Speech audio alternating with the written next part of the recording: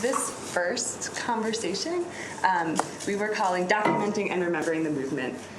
So we thought a lot about this panel as we were putting together the exhibition and thinking about the visual record of the civil rights movement. And so we're really happy to be able to have Mr. Henderson, Mr. Shames, and Dr. Diouf here today to talk about the ways in which they were documenting and then later curating the movement in different kinds of ways. I think we're going to do this pretty informal, but I know that Mr. Henderson and Mr. Shames have some images they want to show us. So I think we can start with LeRoy Henderson. Yes. Are you okay with the... Yeah, let me just make sure I can... LeRoy, could you just say a little bit about who you are? Say what? Could you just say a little bit about who I am? Yes. That should be easy. Actually, my name is LeRoy Henderson. I'm from Richmond, Virginia. I started out pursuing fine arts to teach art. And I got involved in photography.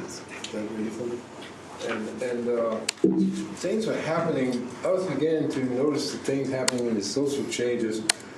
And I didn't do a lot with the civil rights movement. But what happened, I did get attach myself to the New York contingent of the Poor People's Campaign in '68. That was the year, of course, Dr. King was assassinated in Memphis.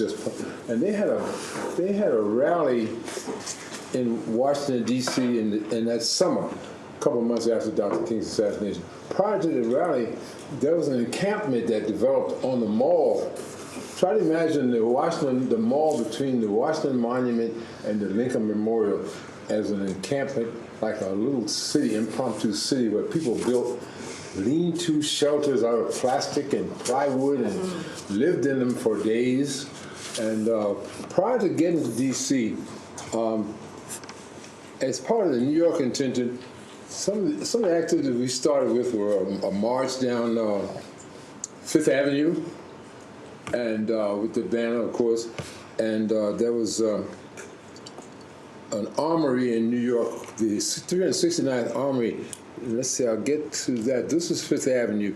They had a rally in Central Park, and things took place like entertainment, like this lady was playing there, and people were just there for to get involved in the whole spirit of the movement, moving towards Washington. And this was in the Armory. The 369th Armory housed a lot of people on their way to Washington. And they had cots for people to sleep. And this young fellow, of course, has a button on. That was one of the buttons that were being people were wearing and selling at for the rally itself. That was one of the symbolic buttons from the rally. A lot of activities took place in the Army and entertainment-wise, it was to entertain the people who were there sleeping overnight on their way to D.C. And I just tried to capture some of the drama of what was going on there. And things like this attract me because of the dynamics of the woman, and obviously in the pose, and she's very dramatic. So things like that just caught. I was always on the lookout for things that capture the spirit of an event. And this is the kind of thing that would catch my attention. So I was always roaming around with my camera. I was just beginning to pursue photojournalism. I was studying photojournalism at the School of Visual Arts at the time in New York. And this was a rally at Lewison Stadium. Was a part of City College. It doesn't exist anymore. They tore it down. But this is Cornelius Cornbread Givens. His name was Cornbread, nickname. Speaking at Lewison Stadium the night of a big rally. As a matter of fact, Eugene McCarthy was there that night as he was beginning to pursue his campaign. But this is a shot of Cornbread speaking at that rally. And the support, Mrs. Hamer came to New York to encourage the New York contingent. And this was at the airport where we met her when she arrived. And of course, her story. She was a real force. I was just talking to one of the participants here talking about the '64 Democratic Convention where she showed up. They were demanding some delicacies, and they offered her 2 seats. And Ms. Hayman famously said, "We didn't come this far for no 2 seats." And I thought that was, you couldn't forget that. And this is, of course, that's Ralph David Abernathy, who was one of Dr. King's chief lieutenants in the movement. That's the rally in Central Park. All of this is leading up to his D.C. And that flag in the background, of course, I wish you could see his face better, but that was a flag with a huge banner with Dr. King's image on it. That young fellow on the left, I don't remember his name. And there's Cornbread again on the right, Cornbread Givens. This is just a scene. I thought it showed a certain kind of pathos. This man, I don't know, he looked very downtrodden. This was in the rally at Central Park, and they were there. And I just, things like this catch my eye just because of the humanity. Just a reflection of just the basic humanity of what this is all about. And this old lady, of course, is selling buttons in Central Park. And things like this, these things stand up for me visually as well as for what they represent, you know, in terms of the content of what's happening. And Reservation City itself, this is Reservation City, one of the scenes there. That's, as you notice, there's a background. They had a city hall. They installed phones in that place. You get to see some of the dwellings that people lived in, like here, but I have others. But these people were there. These are medical doctors there. They had doctors. They had all kinds of services for those people because those people lived there for days. They lived there for days. And that's a view of it. If you can imagine the monument, the mall in Washington, D.C., the landmark monument, Washington Monument back there, and back behind you is the Lincoln Memorial. And as you can see, the place was becoming a muddy quagmire. And people literally lived there for days. And this is just another street scene. It took on the spirit of a little town. I mean, it really took on the spirit of a little town. Detroit headquarters. I mean, that was typical of the kinds of scenes you'd see there. There's another street scene. Look at this mud and water. And these are residents of Resurrection City. This lady walking down with this little girl, people sitting out in front like they're at home. Another scene, just to show you, I was just trying to show you what it looked like. And that's a typical scene you see. Trying to think of these people back in their homes in Detroit or Chicago or somewhere. Instead, here they are in Resurrection City, going along with their regular, normal routines of life. And this scene right here, I wanted to show it because these little girls were dressed up in the midst of all that mud and water at Resurrection City. In the South, a common practice in the South, during the summer particularly, children would play all day and get dirty, and their mothers would clean them up and dress them up for the evening. That was just a tradition. After playing and getting all dirty during the day, they dressed them up, and they kept this tradition in Resurrection City of all places. And so these little girls were negotiating a plank just to get across the water to go to their lean-to, wherever it was. That speaks for itself. But it's a typical scene of the spirit of Resurrection City and what people were there addressing issues that concerned them. So. And that's one that stands out for me. I think I showed that several times. Hadn't been much of this. None of this has really been published, actually, but I've shown them in various situations. And this is just to show you the diversity of people. These are people who were farm workers who were there. They showed up too. They were part of that. The grape pickers who were boycotting, encouraging people to boycott California grapes, and this. Native Americans, I mean, it speaks for itself. I mean, people out there to address their concerns, to address their issues, and make their statements in whatever way they did, visually or whatever. Even without the B. Even without the B. Exactly. And I just thought this old guy, just with his headdress, he said it all. Now, this was on the steps of the Lincoln Memorial, the day of the big rally. And there's, of course, Mrs. King and her late daughter, Yolanda, and there's Martin III, and there's Bernice on the right as a child. Bernice, of course, is a minister now, as probably you know. And that's Mrs. King's sister on the left. Of course, people like, I had to capture people like Andy. There's Andy Young and his wife Jean and their 3 daughters. This was before they had their son Bo. But this is, I just had to show, because of course, you know, Andy's role with Dr. King. I mean, it's legendary, really. And at that rally, that day, politicians, of course, came out. There's Humphrey, of course, and there's Whitney Young in the background there. There's Charles Percy of Illinois. There's Jacob Javits, Ms. King, of course, and there's Ed Brooke of Massachusetts. And they all showed up. It was like they were geared to be there that day.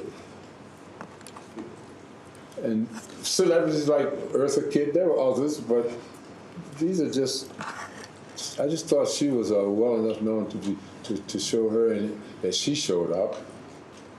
And I like the graphics of course, the SLC banners on the arm with the person behind her. Whitney Young, he's wearing one of those same buttons that you saw that young fellow with on his hat in the armory that night. As I guess you know, Whitney Young died tragically in a drowning in Ghana. And of course, Roy Wilkins. And there's Y.T. Walker back there in those glasses. Y had another major role to play in this whole movement with Dr. King and Ralph Abernathy and Andy Young and all. And here's Mrs. King with Ed Brooke and Daddy King. I mean, if you haven't seen, that's Dr. Martin Luther King's father. And they were all there. It was the spirit. I mean, if you look at it, it looked like a happy occasion. This is the last shot I took as I was leaving that rally. The policemen actually were very accommodating that day. They were helping and all, but somehow to me, that shot contradicts that whole thing about the police. And here they are in front of Lincoln, blocking out liberties. I mean, I'm reading a lot into it, I know, but that was my take on it. And that's the last shot I took as I was leaving that day. I turned around and looked, and there they were. So that's my presentation, folks. And anybody have any questions at all? Want to ask me? Well, you know, last night at dinner you mentioned that you were interested in all different kinds of artwork and art doing, and I was wondering, how did you become a photographer? I became a photographer because I became interested in photography as a kid.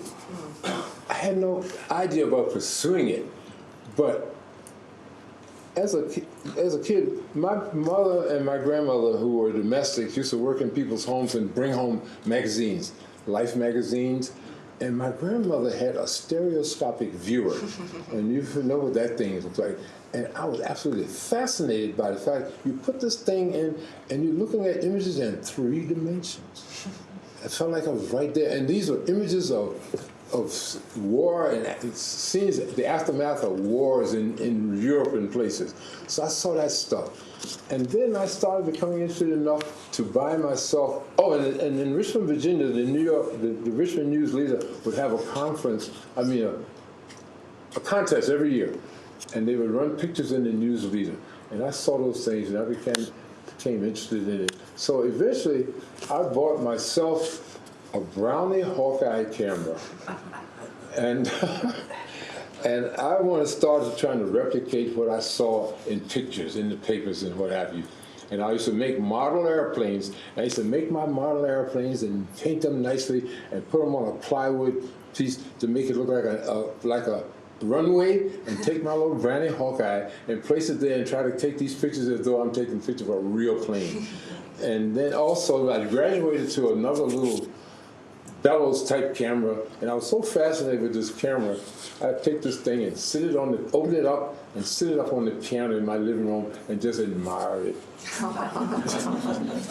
and so I went on off, and I went off to Virginia State University to study fine arts, to be an art teacher. And it was a full complement of all the art classes, and it was a very good program. And I left there and went into the Army, and did 2 years in the Army. And while I was in the Army, I went to the service club and took a darkroom course, learned to develop film. And still wasn't doing it. I was actually going around, traveling around Europe, sketching in cities, in the streets, stopping, plain ass painting and drawing on the scene. And I stuck with that for a while and went on tours and all, went to various interesting places in Germany where I was stationed. And things were beginning to happen back here in the States. And I saw a photo essay in, I think, the New York Saturday Evening Post, and some of you know the name Dorothy Cotton. And I saw Dorothy Cotton showing kids how to prepare for nonviolent participation in the civil rights movement. And so that caught my eye. But I came back, and I started to stay in Germany, take advantage of the fact that I could stay a year and then still come back as at the government expense. But things were beginning to happen here in the States, and I thought I needed to get back home. So I came back home, and then I entered grad school, went to Pratt Institute, and continued my pursuit of art ed as an art teacher, and studied art. Still wasn't pursuing photography, but something happened, and I went to School of Visual Arts and took a course called Photojournalism and Human Values. And I took it under a guy named Ken Hyman, who was a well-known photographer, Norman Rothschild and David Vestal, people like that. And became interested. And interesting enough, in that photojournalism class, when we'd have our critiques, Ken Hyman would reject every picture I brought in for critique. He'd walk around and we'd have our work looking up, faced up, and he'd turn my work down. And it didn't bother me, but anyway, I stuck with it, and the civil rights movement was picking up, and then I got involved with the Poor People's Campaign, and I did things related to my interest in photography, and went on from there, and just decided to leave teaching. I like teaching actually a lot. But it was just too much going on.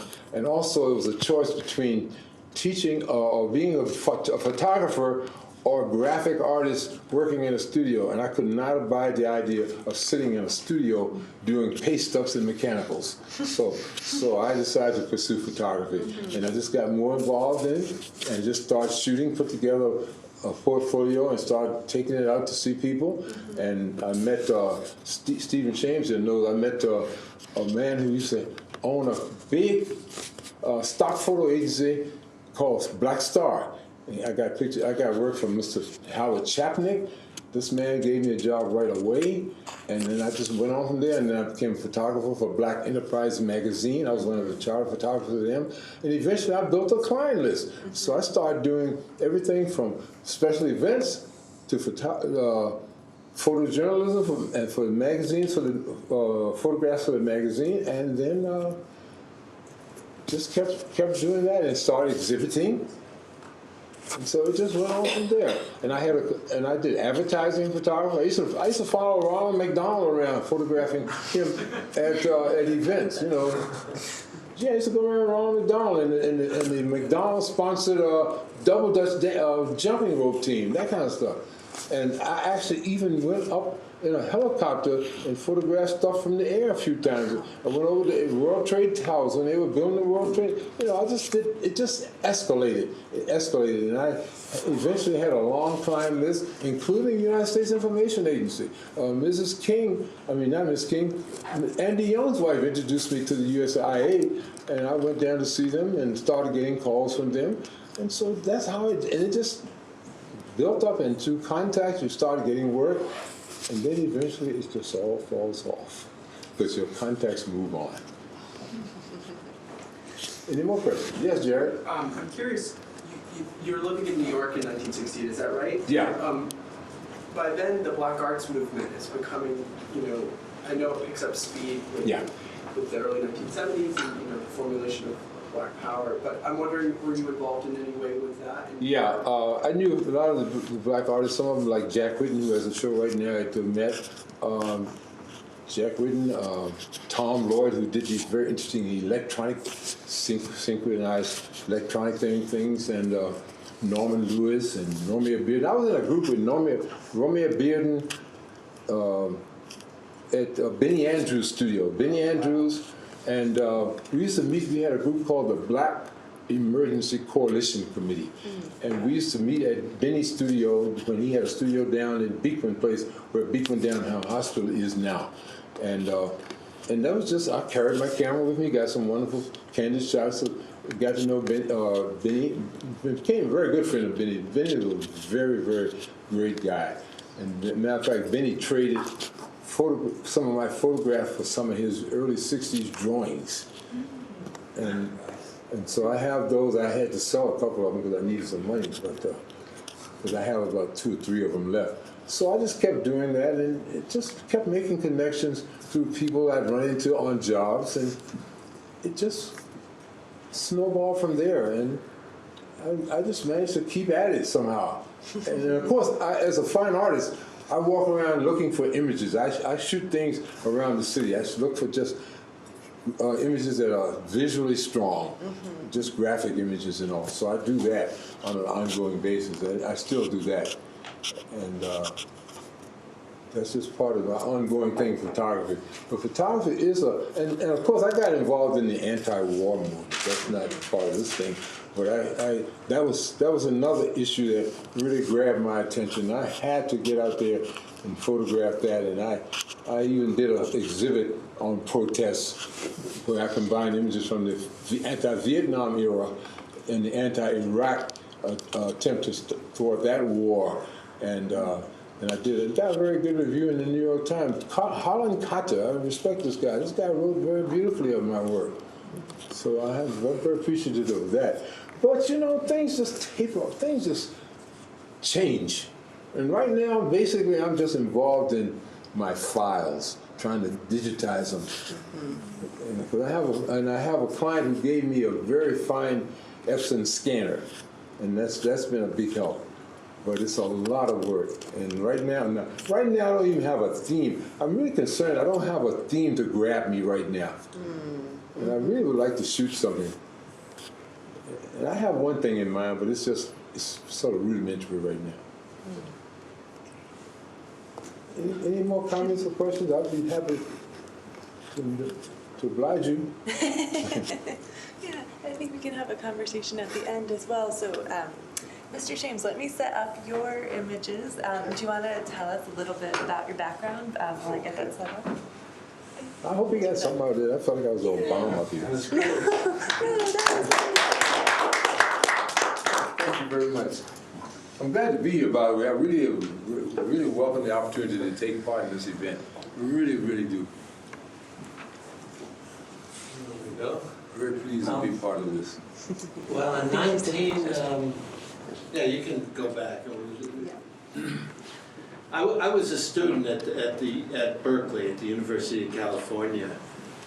I started there in 1965, which was the year after the free speech movement. And the Vietnam War was going on. There were a lot of things going on. Berkeley was just really a hotbed it was kind of the most radical kind of place in the United States at that time. So I got involved. One of my roommates, Marty Reusher, was on the FSM steering committee, and so he kind of got me involved in politics. And when I had been in high school, I was too young to really be part of it, but I kind of very closely followed the civil rights movement.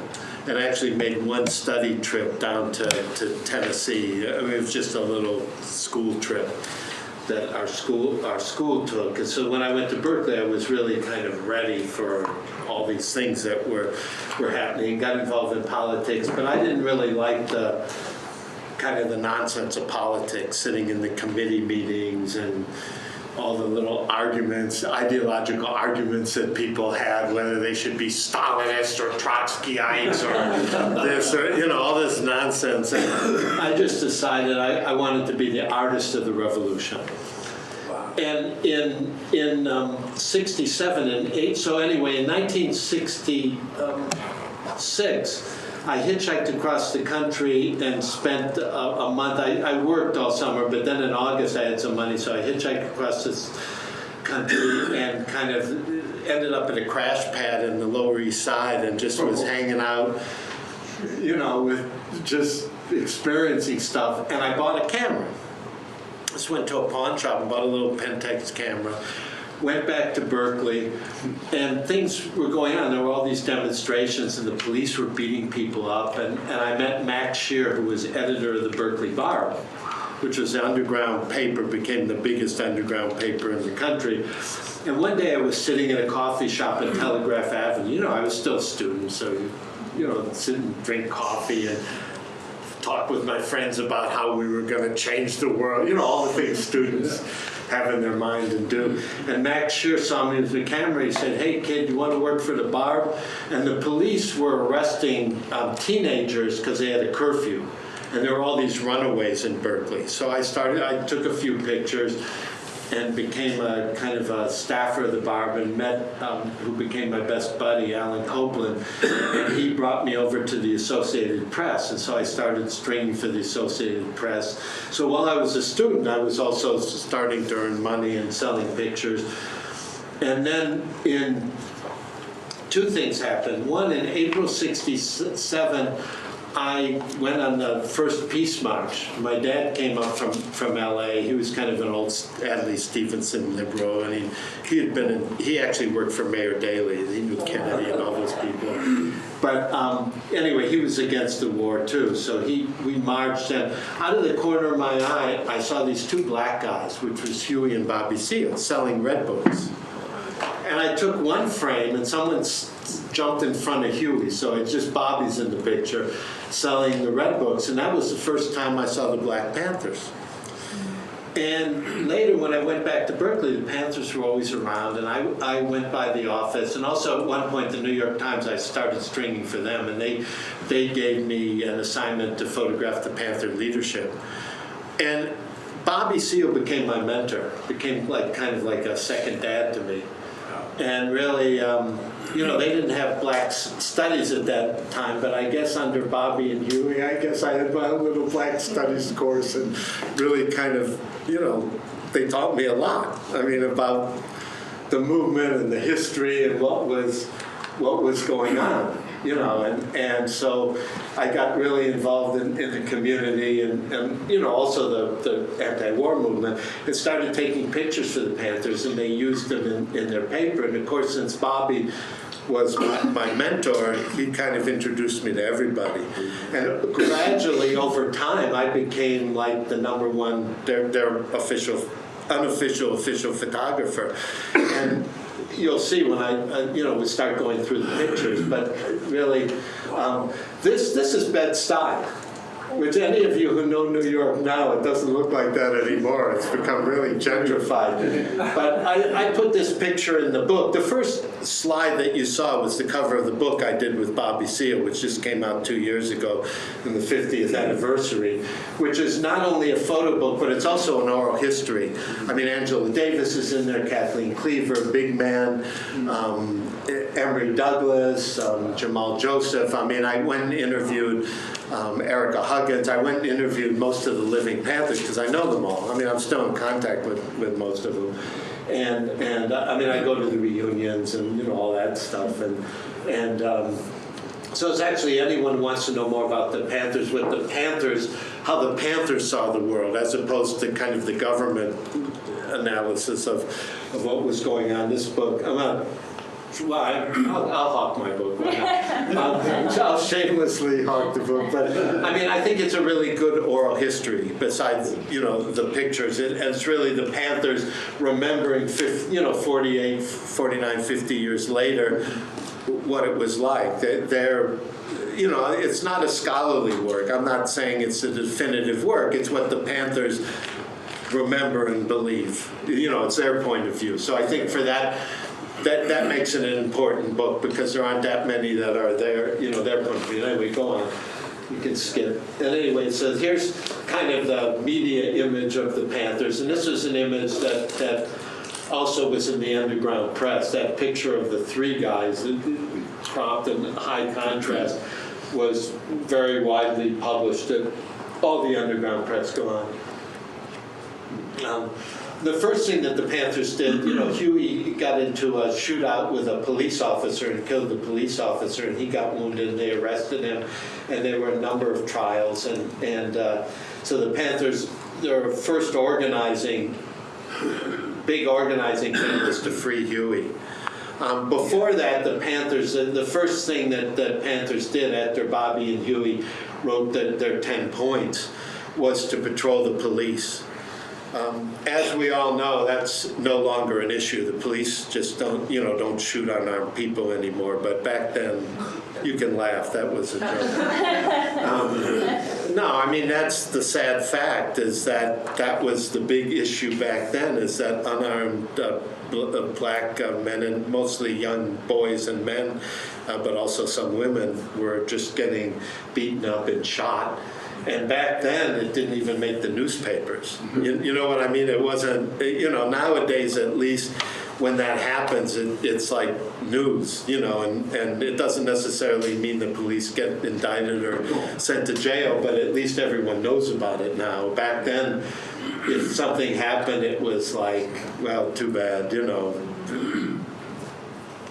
justifiable homicide, blah, blah, blah. The mayor would get up and, you know, it wasn't even an issue. But the Panthers, you know, patrol. Anyway, you can go on. That's Bobby Seale. Very charismatic speaker. I mean, I put him like half a run below Malcolm and Martin in terms of, as a speaker. He could really sway a crowd. And when Huey was in jail, really Bobby was running the party.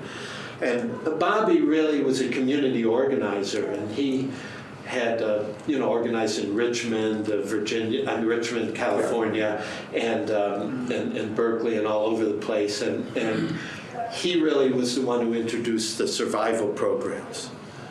And one thing people don't realize, they know about the guns, because the Panthers believed in self-defense, which, of course, is a very American thing. I mean, listen to any conservative politician, remember when Obama wanted to ban assault weapons after, this idiot, killed a whole bunch of 6-year-olds in that school in Connecticut.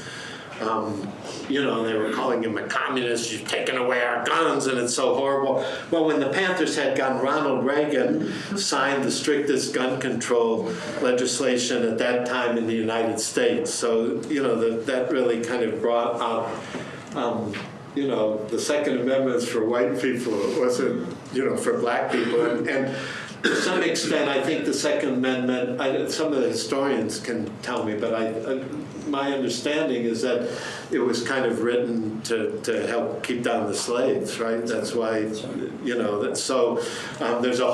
kind of a whole history there. The Second Amendment isn't just a kind of a neutral thing. Anyway, the Panthers kind of challenged that, and they really became the biggest, in my mind, the most important black power organization. After the Civil Rights Bill was passed in '65, really legally kind of, and then the housing bill got passed. Legally, they kind of did everything they could do, but obviously, Stokely Carmichael gave that speech, we need black power. And Bobby and Huey kind of took that as their thing. And Bobby talks about when Malcolm X was assassinated, he said, I wanted to be, Malcolm X. He wanted to carry on Malcolm X's role, and so they did. And so, but in addition to the guns, they really, you can go on. That's Kathleen Cleaver, who was on the Central Committee, and of course Kathleen, very important figure. And women, I won't talk a lot about it, but women were very, very important in the Black Panther Party. And, at the time, women in the movement were kind of the secretaries and doing the cooking, and really it was pretty much all male. But, and the Panthers were like that too, except that because they had discussions, political discussions, the women in the Panthers challenged the men and really challenged the chauvinism and the whole, the whole thing, and so made some changes. And so what I will say is that of all the organizations in the left, in the movement at that time, white, black, whatever, Asian, whatever, I think the Panthers were probably the most progressive in terms of women's rights and also gay rights. I mean, Huey spoke out in favor of gay rights. Yeah, he did. He gave a speech. He did a number of speeches and talked about that, which was something that wasn't very popular in the black community. It was very conservative, not politically, but culturally and socially, even more so at that time, very church-oriented. And gay rights was not something that most black leaders would even talk about, and Huey did. So the Panthers, in a lot of ways, were very progressive that way. But really, their programs were the part that people don't really always, you can continue. Really, that's Eldridge. Speaking at Berkeley, go ahead. And that's the crowd listening to Eldridge. And so anyone who thinks that the Panthers didn't have a wide following, especially among white students, and they made a coalition with the Peace and Freedom Party, which was the third party in 1968. And the Panthers, Eldridge Cleaver ran for president. And he got 2 or 3 million votes. And Kathleen Cleaver ran for office, and Huey ran, and Bobby ran. And none of them won their seats. But Huey's campaign, actually later, Ron Dellums ran in the same district and got elected in the next, I don't know if he got elected in 1970 or 72, but anyway, Huey ran in 68 for the congressional seat. And then Ron Dellums won. Ron Dellums was really a Panther, and he was a very, very, one of the most radical, progressive members of Congress. And when Clinton was president, he was chairman of the Armed Services Committee, became a very important congressperson but he worked very closely with the Panthers. Anyway, you can go on. That's Angela Davis. And again, in the book and in my pictures, I always I was especially interested in how the youth kind of really got energized by what was going on, and so that's after the police shot up, after the Huey verdict, when Huey got out of jail, 2 police officers, I think they were drunk, they shot up the Panther office, and it was kind of just, symbolic. But anyway, what I was saying is the Panthers had their programs. They had more than 60 programs. We'll get to that in a minute. Okay, well, I'll go back. This is, on the left side is San Francisco State, and on the right is Berkeley. And in 1969, on both campuses, there were almost a whole full year demonstrations. The campus was just closed down for a whole year. I didn't go to class. No one went to class. We just took the exam so we could stay out of the draft. The campus was just closed down they wanted a Black Studies courses and Black Studies departments, and these were the first 2 Black Studies departments in any university in the United States. And of course that led to women's studies, gay studies, Asian studies, all the other studies that are very common at universities now. On the top left, that's George Murray, who was the Panther Minister of Education. The Panthers, these weren't Panther activities, but the Panthers were on the steering committee. There were Panthers on the steering committees at both, at Berkeley and San Francisco State. And of course, those are some of the leaders I've forgotten that guy's name with his fist up, but he was one of the main leaders of the where they call the Third World Liberation Front, TWLF. And on the bottom was Cliff Voss, who's a black man, was a reporter. And the cops just beat the crap out of him, excuse my language. They didn't care that he was a reporter. They knew he was a reporter. There were police on the campus, and then later the National Guard were there, the Army with their bayonets. Anyway, go ahead. That's, again, the most iconic, popular image of the Panthers that I took. That's the one everyone uses. You use that in the exhibit too. Go ahead. And then the next section, I'll talk about the programs. So three things to know about the Panthers. One, in 1968, they ran candidates for office. They were always involved in registering people to vote and electoral politics. And that was part of Bobby's thing. He said everything that they did, from the programs to patrolling the police, was really to register people to vote, because Bobby told me in the book, I never double checked it, but Bobby said in the book that he did a research, and in 1968, out of 500,000 elected officials in the United States, from local school boards to the President of the United States, out of 500,000 elected officials, there were only 50 people of color in the entire United States. And so Bobby was like, we got to change that. We need to get people in these positions of power. So registering people to vote was very important, and they registered tens of thousands of people to vote. They registered so many people to vote that they went through the Peace and Freedom Party, but the Black Panther Party was actually a registered political party in California. They had registered enough people to vote to pass the threshold of whatever it was, 5% of, there was whatever the law was. They actually could have run candidates under the Black Panther Party. They chose to run candidates with Peace and Freedom, which is a coalition with mostly white progressives. This is the breakfast program in Chicago. Go ahead. Another breakfast program, and then they had the free food program. And I love those women. It's like no one's going to touch their food. And the Panthers also, the government was giving, those of you who are old enough remember government cheese.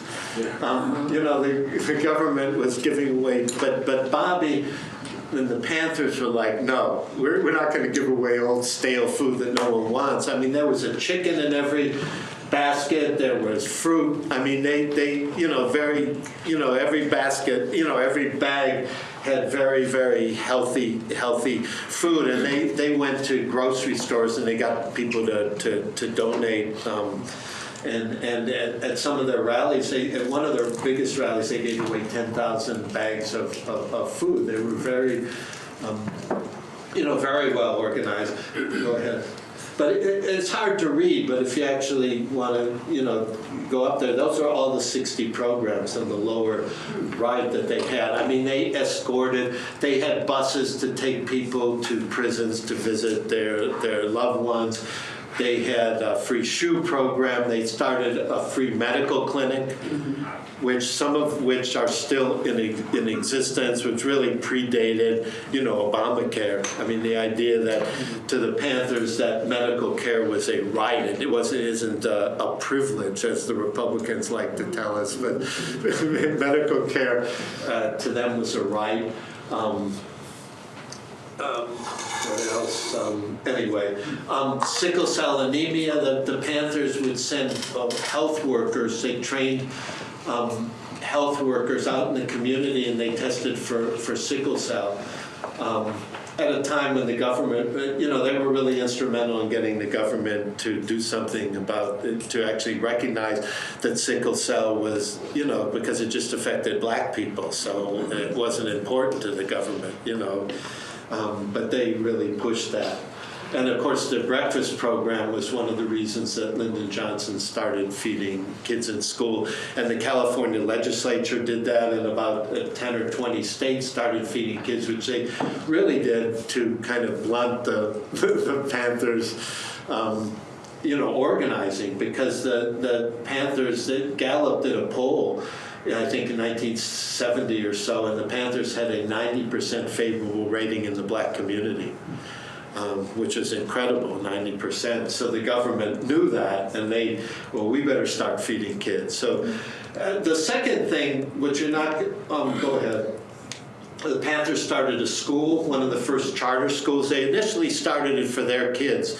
Since the police started raiding Panther offices, the Panthers made separate homes for their children on the assumption that the police wouldn't be so brazen, Nixon wouldn't be so brazen, the FBI wouldn't be so brazen to start killing children, so which they never did raid one of the children's houses, but of course they raided many of the Panther offices. And being a Panther was 24/7. It wasn't, I mean, the Panthers lived in houses together and they ate together, and they would get up at 4 in the morning or 5 in the morning, and they would go and get the food, cook breakfast, serve the children, then they would be out selling the paper. And also the Panther offices were community offices. And this is really something that the left, the progressive movement, to a large extent has lost nowadays. I mean, people go out and they march and they go out and vote, but the Panthers were actually embedded in the community.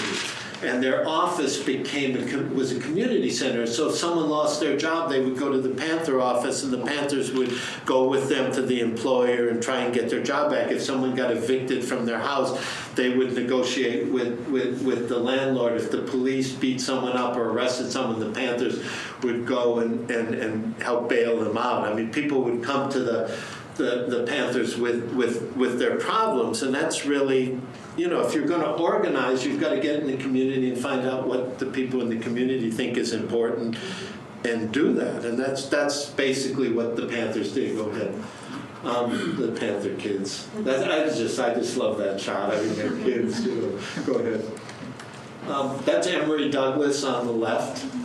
And those of you who are old enough to remember before digital, they actually pasted up the I know they would actually paste up the newspapers. That's Emory doing one of his, drawings, and he actually would paste it up and they would put it in the paper. In the very back there, that's John Seal, which is Bobby Seale's brother.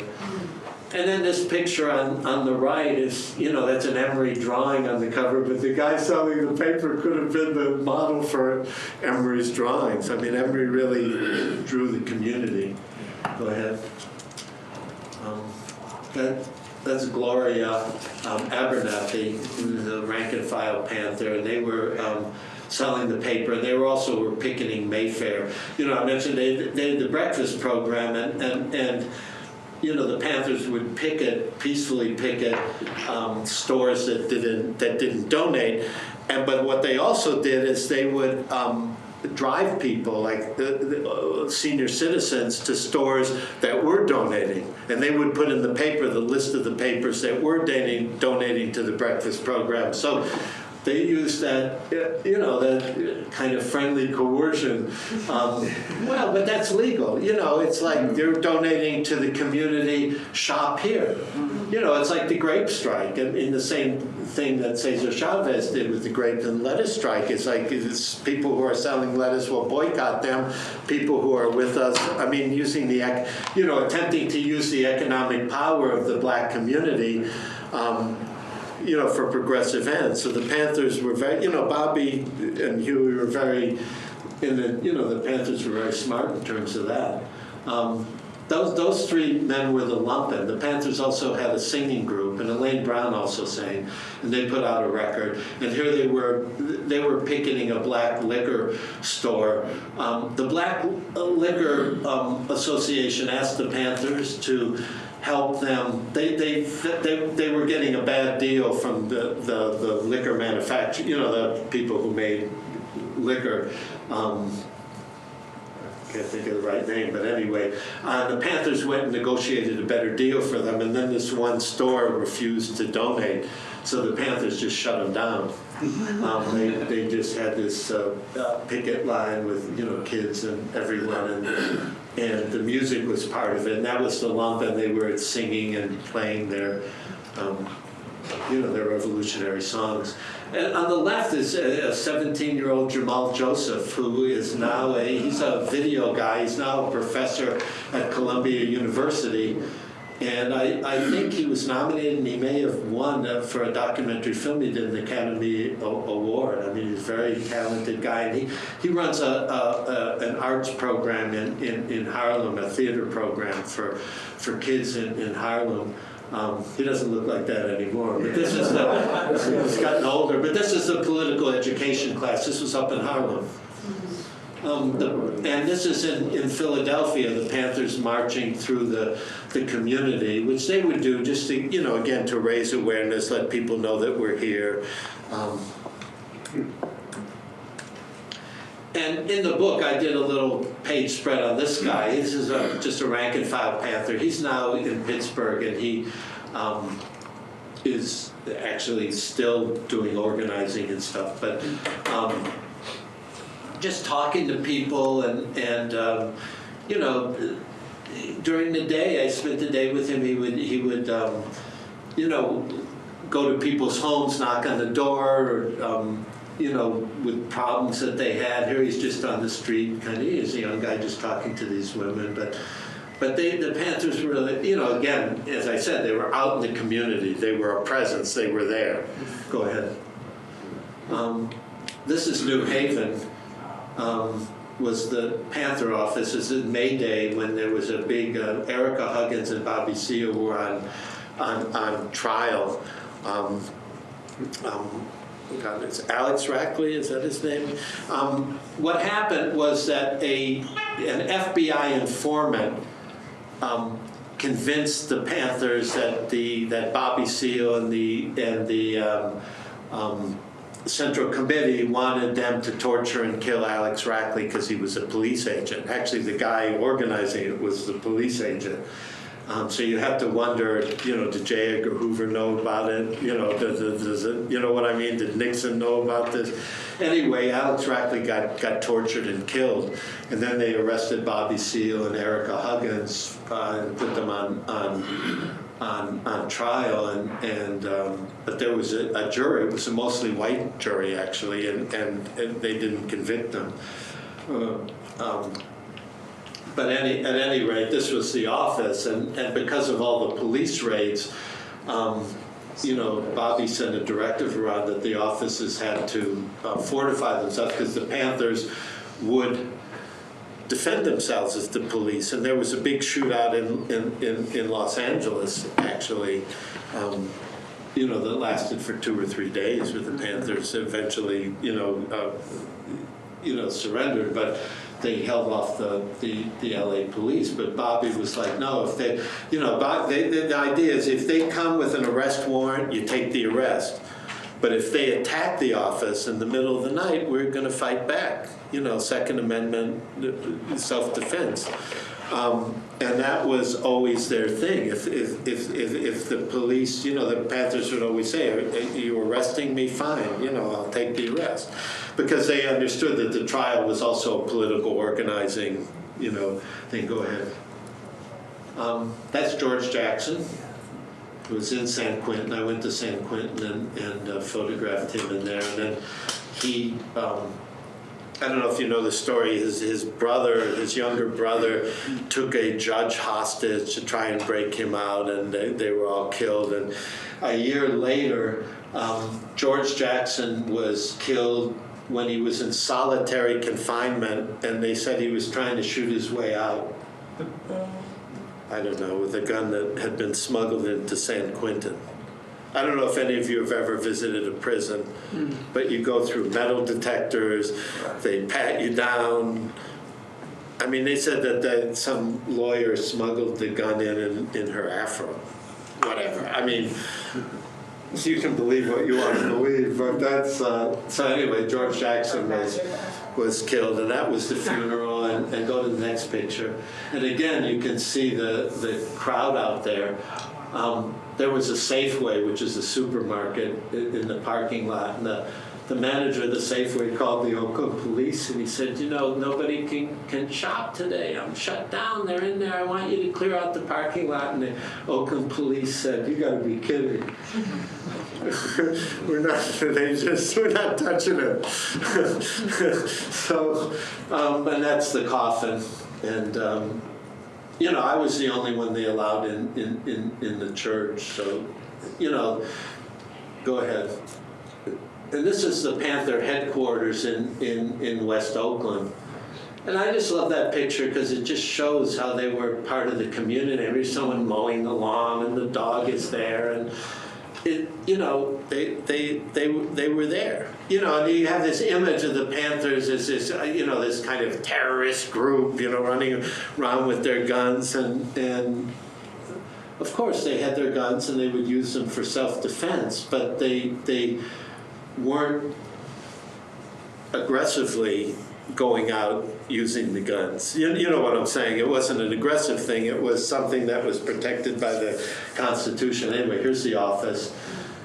Here's Huey when he got out of jail. Huey loved to pose for me. I did that. Huey was like a rock star. And he would get in different outfits. I mean, I have a whole series of pictures of Huey in different outfits and sitting in chairs and doing this. He loved to. It was great. I put a bunch of them in the book. And that's when he got out of jail. And the importance of the picture on the right is, you know, that's Bob Dylan's album. And Huey analyzed it, and the Panthers, you know, listened to the music. And that was a time when everything kind of came together, especially in California. I don't know what it was like on the East Coast, but in California, whites and blacks and everybody were kind of mixing, listening to each other's music, going to rally, doing things. It was kind of a unique period which didn't exist before. And, you know, there was like a little window in there where all the barriers kind of, it came down somewhat, and people were really trying to learn from other people's culture and other people's music and art and literature. Go ahead. And again, you know, just being there, I spent a lot of time with Huey and Bobby, and people, you know, this image, they're so militant, but, you know, they were friends, and here they just had a moment. I don't remember what the joke was, but they just like cracked up, and you know, I was lucky to be able to, you know, nobody else has pictures like this of the Panthers because nobody else was, you know, there. Go ahead. That's Erica Huggins on the right. She's white-haired now. She's magnificent. That's Huey that's Bobby when he was in jail in San Francisco after they arrested him. And it was amazing. I mean, I don't have it here, but James Baldwin came to visit him. I mean, it's amazing the number of people who came and you know, were with the Panthers. And actually, people think that the Panthers were opposed to Martin Luther King. And in some of their papers early on, especially Eldridge, they said some horrible things about him. But later, when King started, just 6 months before he was assassinated, when he started talking about the war and poverty, he wanted to put together a coalition of like 100 organizations. And he asked the Panthers to be part of it. And Bobby Seale relates in the book we did that Ralph Abernathy called him and said, Dr. King wants you to be part of this coalition. We really want to not just talk about race, we want to talk about poverty and the war in Vietnam and how all of that affects, you know, affects things and how it affects race and how race interacts with poverty. King was really becoming radicalized, and of course then he was shot down. And if you think about it, I mean, I'm not a conspiracy theorist, but if you think about who got assassinated in the United States, Malcolm X got assassinated after he decided that he wasn't a black nationalist anymore. That when he made the trip to Mecca and said, wow, I saw that there were, you know, some white Muslims, and he started, you know, progressing that way. Robert Kennedy was the only, you know, one of the few politicians who could appeal to blacks and white working class people together. And then Fred Hampton, who built the Rainbow Coalition, which Fred Hampton built it. Jesse Jackson took that name on and continued it. But Fred Hampton actually convinced the Young Lords, which were at that time a Puerto Rican street gang, to become political and give up selling drugs and doing all that stuff and become a political organization. He made an alliance with the Young Patriots, I have a picture in the book of the Young Patriots came to one of the Panther rallies, and they were standing next to the Panthers, and they had the Confederate flag in the back of their jean jacket thing, but yet they had become progressive, and Fred Hampton was very, and of course he got assassinated before he could really become a national leader, and then of course Martin Luther King. And then, you can name a number of other people in the South who were leaders. It's very interesting. I mean, none of the racists seem to ever get assassanated. It's just the people who are trying to build coalitions between the races seem to get wiped out in the United States. And as you know, I mean, I'm speaking to converted here, but everybody knows, it isn't just Trump that started this thing. I mean, it started with Goldwater and Nixon, with the Southern strategy and this whole, idea of playing, the race card. The only difference with Trump is he comes right out and says it. They kind of spoke around it. But everyone knew what they were doing. Anyway, go ahead. We're almost done. That's David Hilliard with his wife on the left. David was the chief of staff, the number 3 person. That's Huey with Elaine Brown. But again, because I was there and could just hang out in the offices in their houses, their homes and stuff, I could just get pictures like this, which you wouldn't normally see. But that, to me, was an important part. I mean, it's like the same with the civil rights movement or anything else. I mean, they're people, and they're just like us. They have wives, they have children, they have husbands, they're boyfriends, girlfriends, whatever, and they led lives. Go ahead. That's a big man, Albert Howard, one of the 6 original Panthers. He just recently died of old age. I mean, but he was to the very end organizing. He was in Marin County in Santa Rosa, I think, and he, just before he died, he was, there was some black kid that got shot by the police, and he was organizing around that. And he had a radio show too. He played jazz and music. He had a radio show once a week. Go ahead. Again, the kids, it's part of the exhibit that you have, that the kids, children and the youth were very much a part of, the Panthers really spoke to them, and they came to the rallies and all that. Wow. Go ahead. To me, that's in New Haven. To me, that picture has just suddenly become very popular. I have a couple of Panther exhibits in Europe, and that was the poster, the picture on the left. It's just kind of symbolic, I guess, of there's some dead white guy, and and I just love the hair. That was just some of the Panthers in the New Haven branch, just hanging out. But I love the hair back then. It was just what? Yeah. Go ahead. And then lastly, we're almost at the end, Bobby campaigned for mayor of Oakland, got 40% of the vote. In the next election, a black man was elected the first African-American mayor of Oakland. So Bobby paved the way for that. Very interesting. In the book, there's a picture of Bobby Seale with a pointer pointing to the Oakland city budget, where the money came from and where it went. Which again, to me, it's not a great picture. I didn't put it in here, but it's like, how many politicians today, I mean, you think Trump could sit up with the budget and tell you where, you know what I mean? Or even half the U.S. senators, I doubt that they could do that. And the Panthers, I mean, they really, it wasn't just, demonstrating and parading around. I mean, they really, and Bobby also sat down with Kaiser Aluminum, and Kaiser, which is one of the biggest employers of Oakland, and he said to them, he had a plan to make a kind of multicultural tourist center in East Oakland.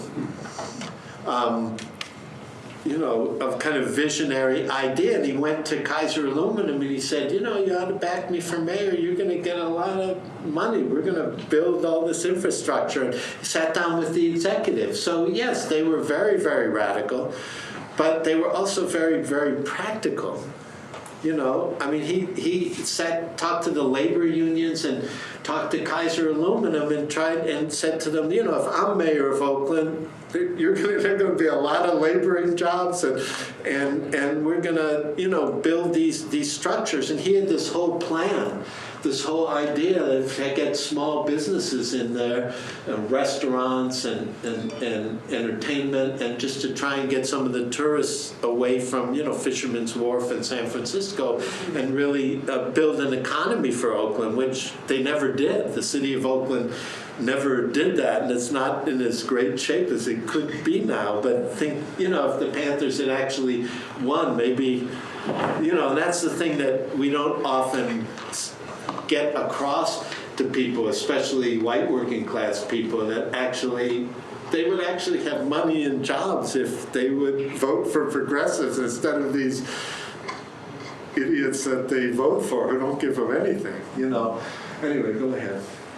There's Bobby, you know, campaigning. Yeah. Speaking. Lastly, just to bring it up to date, this Black Lives Matters is a rally they had in Washington in 2000. Must have been 14 or 15. Yeah, I think it was December 2014. Go ahead. You know, I just wanted to bring it up to date. Yeah. Go ahead, last picture next.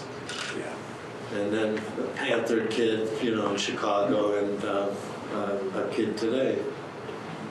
So as we all know, and this is part of the conference, the struggle is continuing. And the youth are going to be probably the most important part of it. People like me are kind of, I'm not totally washed up, but no, but I'm not going to go south and, you know, register people to vote, right, you know, today. But, you know, people, you know, but young people will, you know.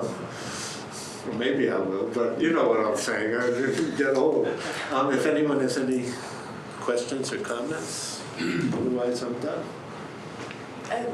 Just before we go to the last speaker, I was wondering, could you tell us about the way your exhibits in Europe have been received, and if there's a different interest in those galleries versus some of the institutions in the U.S.? I think the interest is pretty much the same. I mean, I think you've got to realize that who comes to the exhibit is people who are already sympathetic to it. So I don't, you know, I have no way of knowing what the other people in Europe are thinking. But recently I've been having a lot of Panther exhibits. There was one in Japan.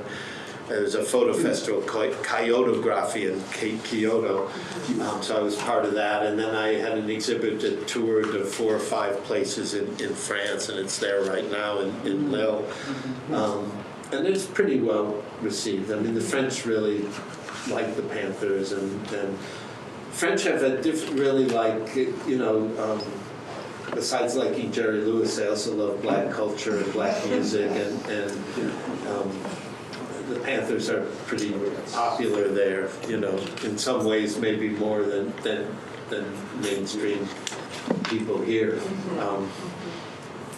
But, you know, that's pretty much what I'm doing now, is just exhibits. I mean, when the book came out, Bobby Seale and I, we did speaking. We spoke at the Schomburg. In fact, this lady brought us there, your next speaker, and we spoke at the Smithsonian, the African American Museum, and you know, we did a tour. We spoke out at Berkeley and did some bookshops in Oakland, and you know, just did a whole thing. So that's kind of what I do more now. There seems to be a renewed interest in the Panthers and all that stuff, which obviously I think has a lot to do with Trump and stuff that's going on. I think people are now starting to like, whoa, I guess we better start organizing again, you know.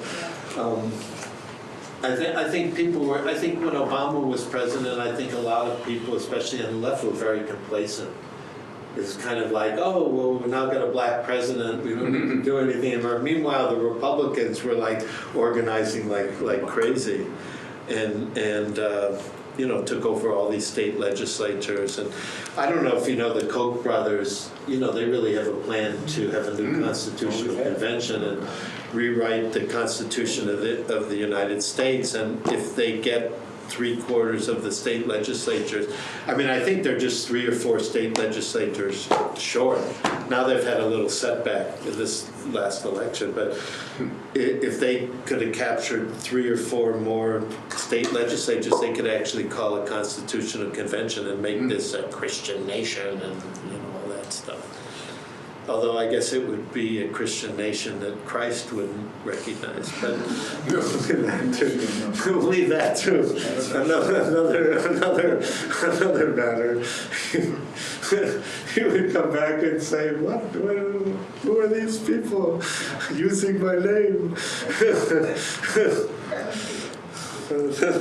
That's anyway. I don't remember if it was Seal or Newton that you talked about, like, really enjoying composing. That was Huey. Huey.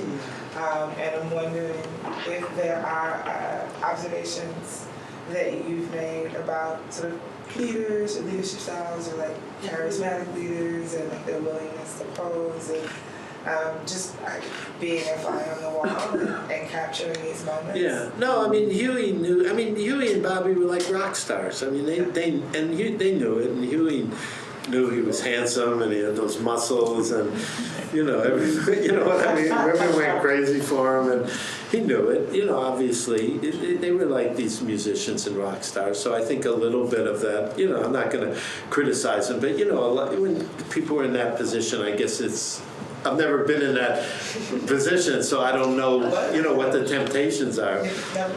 Well, I mean, I'm not a rock star. I'm a photographer. I'm not a fly on the wall.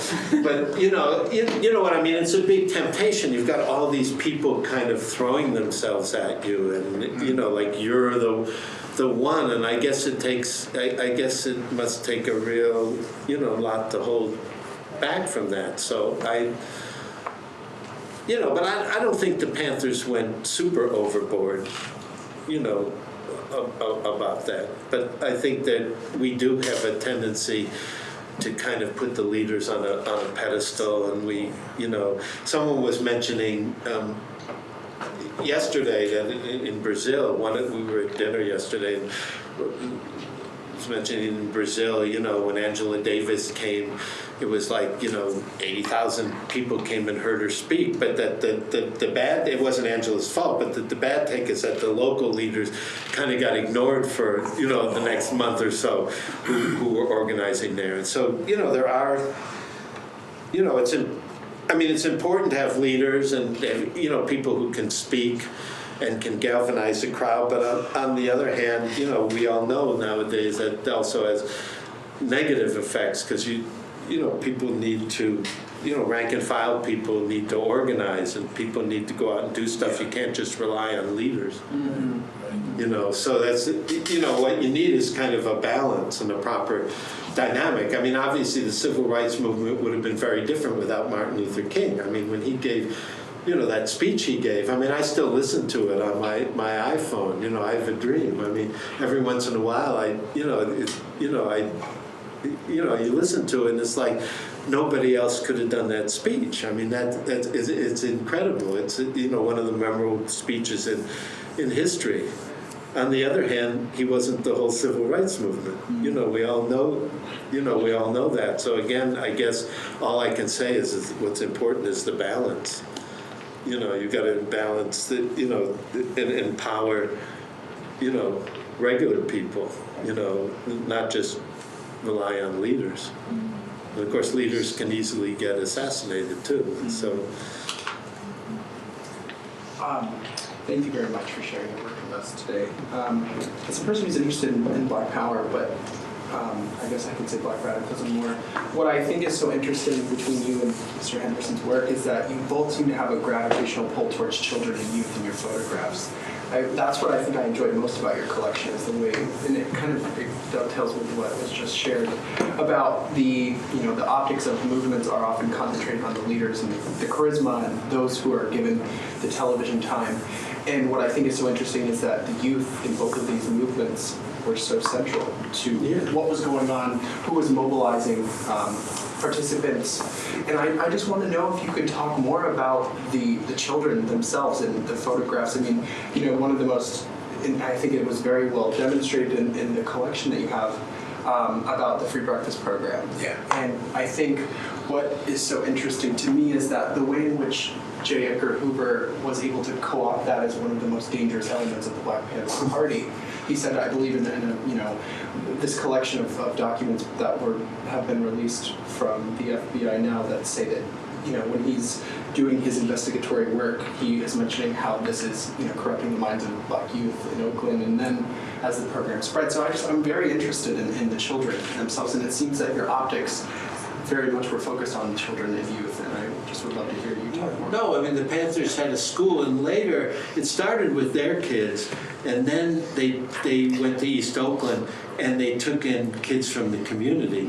And they actually got studied by all kinds of educators, because they actually made a curriculum that wasn't just studying from books, but they actually, got the kids involved in the community and go out and do study projects. They also would have classes and activities for the kids, kind of modeled after the freedom schools that they ran in the South. The Panthers would Panthers, that's one of the activities that some of the Panthers would do in the afternoon after school. If kids would come by the office and they would, have them read and talk to them about Black history, and, and Bobby a lot would lecture on that, just, to colleges, but also, especially to younger kids, because as you know, that was even more so back then, but even now I know it's in the curriculum of a lot of high schools, but back then it was like nothing. I mean, if you went to school, you wouldn't,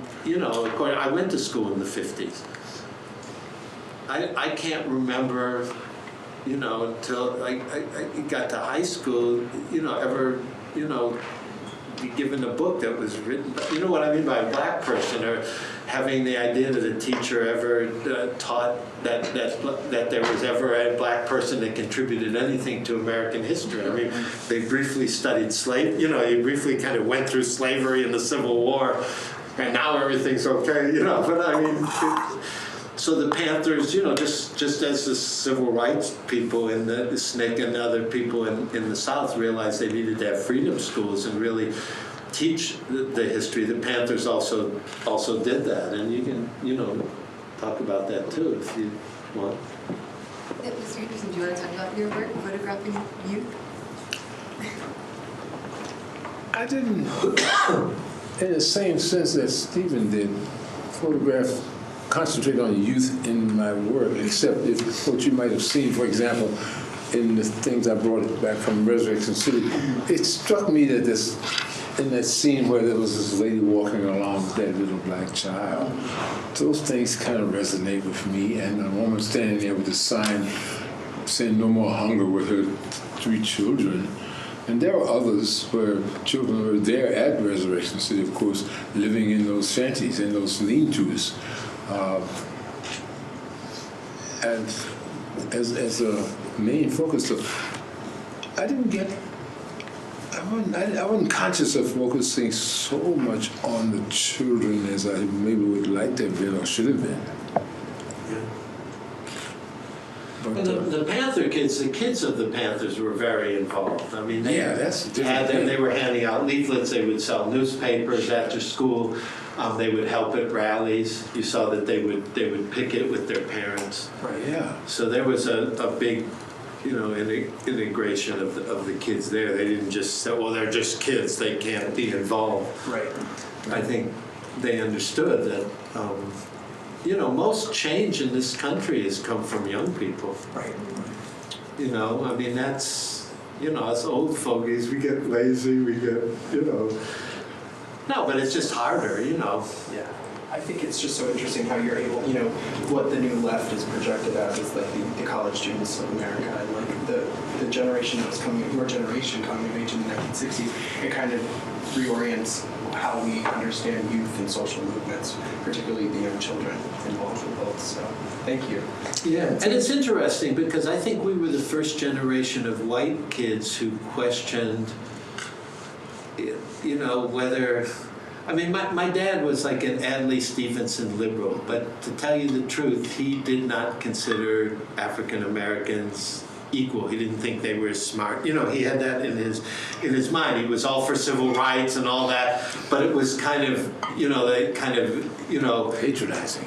Yeah, it was a colonial attitude, Yes, you know, colonial. patronizing. Yes. Well, we've got to give these poor black people this stuff. But I think when we grew up, it was really interesting. I mean, Martin Luther King was a hero of mine when I was in high school, and I know, you know, but we also, I think, overrated. One of the things that I've realized is we thought at the time, because we were so active and we caused Lyndon Johnson not to run, you know, for a second term, and we were protesting the war, we kind of thought everyone in our generation. But now as we realize that, you know, we look at the voting patterns of people my age, I'm kind of embarrassed. I realized that it wasn't the majority of people in my generation who were, I mean, we were very vocal and we were all in the news, but we weren't, I don't think we were the majority. I think most people were just, you know, like, you know, didn't go for it. They just didn't say anything. You know, we were, you know what I mean? They were just quiet.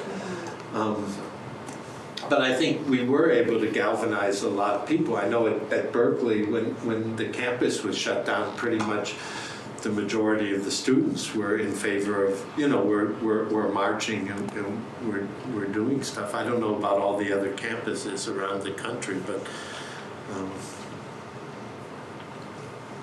The other thing, I was noticing how the young people, like after Kent State, for example, how college-age young people were involved in activism, particularly around the anti-Vietnam thing. And, you know, I've spent time on Columbia University's campus photographing a lot of the student protests and the anti-war, but these are young adults. yeah. I think the draft had a lot to do with it Yes, as sir. war. I think and on both sides, I mean, a lot of the Panthers were veterans. Yeah. I mean, they had come back from fighting in Vietnam, and they were like, wait a second, you know. I got involved in the Vietnam anti-war movement as a veteran. Yeah.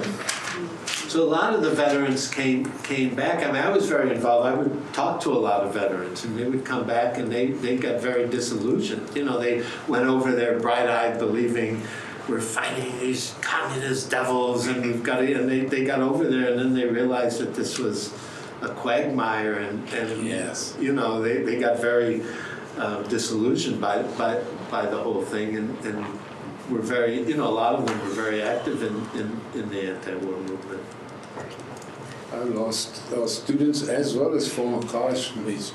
I found friends on the wall in Washington, D.C., including students or former students of mine on the wall who were killed at 19, which was the average age over there. Yeah. Well, thank you for your presentation. So, Dr. Diouf, I'd like to turn it over to you now. Do you want to tell us a little bit about yourself?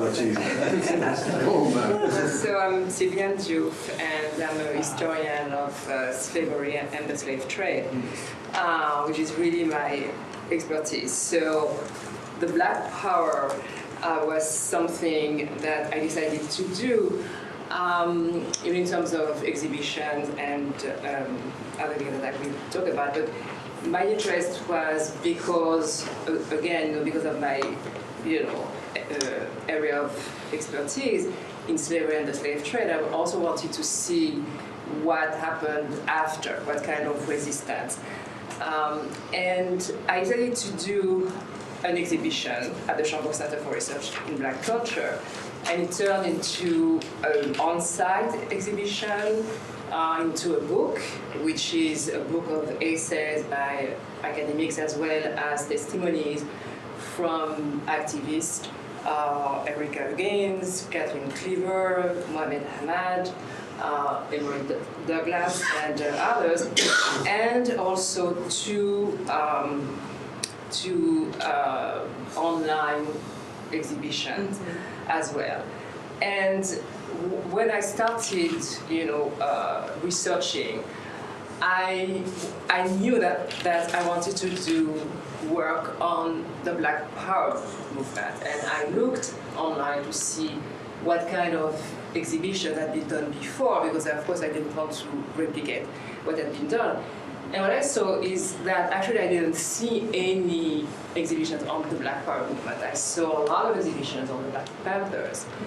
And I started to wonder, okay, why is that? And as I started to research, I understood why there was really kind of nothing on the Black Power in general, because there's a plethora of images of the Black Panthers. And actually, I bought several from you. But I think that, I think that for a lot of people, kind of this era is represented by the Black Panthers. And I think that for a lot of people don't realize or don't remember that the Black Power movement was made of several components, several organizations, and diverse ideologies, from Black nationalism, cultural nationalism, Marxism, Islam, revolutionary nationalism, and also, of course, several organizations. Whether it's the National Welfare Organization, the Third World Women Alliance,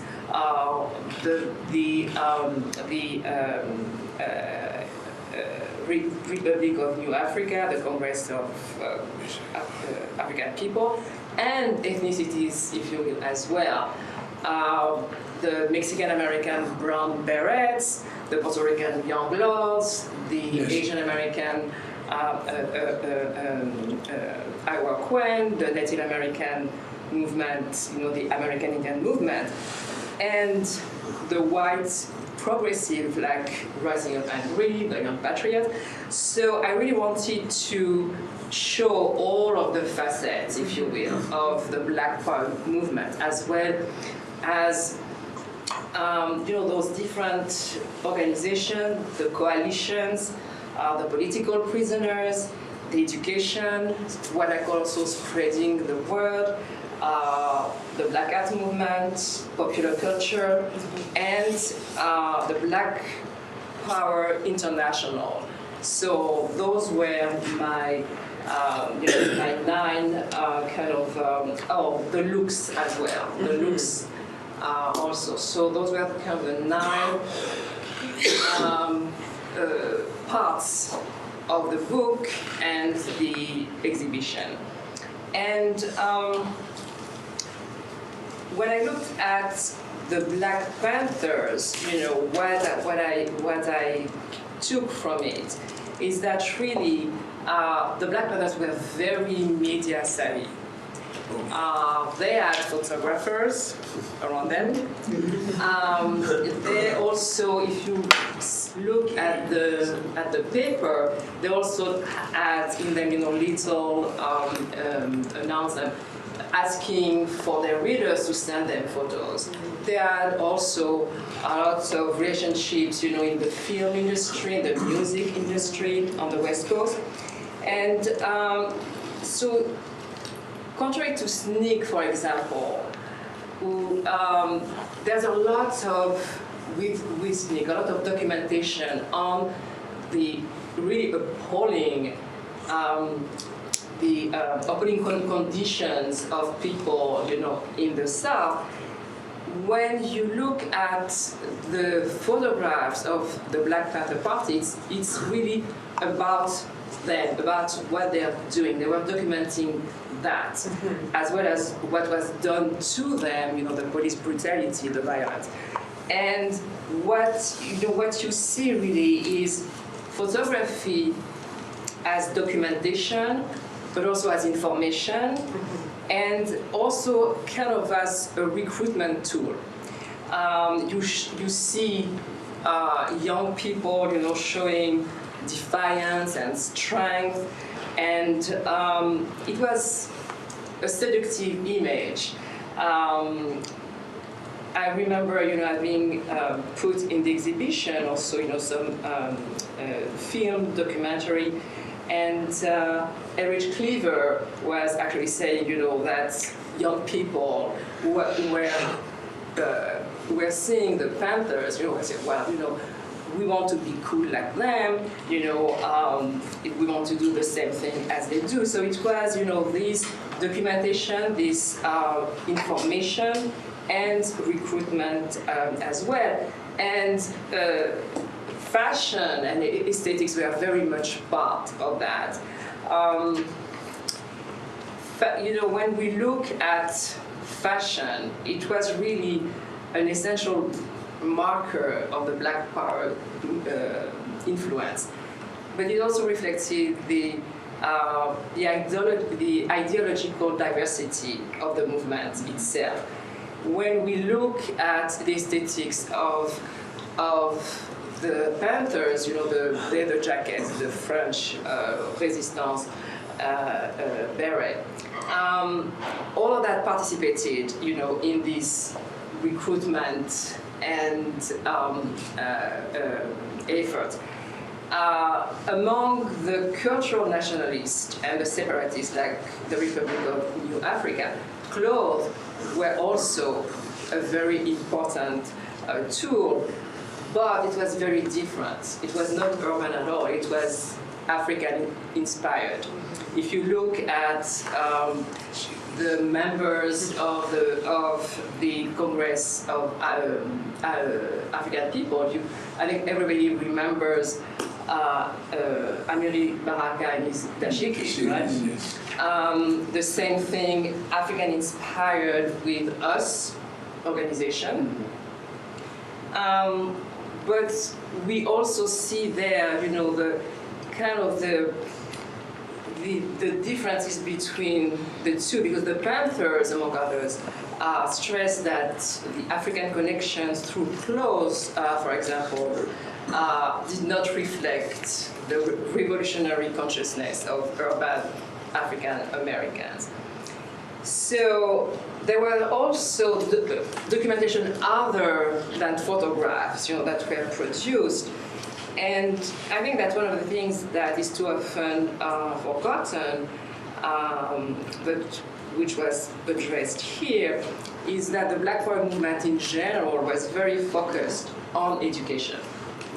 And to build, the idea was really to build new people and to counteract the effect of an educational system that devalued Black people. They opened liberation schools, that was the Panthers. They also opened Afrocentric schools, which was completely different. They demanded Black studies, in university, as well as more faculty of color. And we can document all this through a number of things like curricula, like flyers, position papers, books.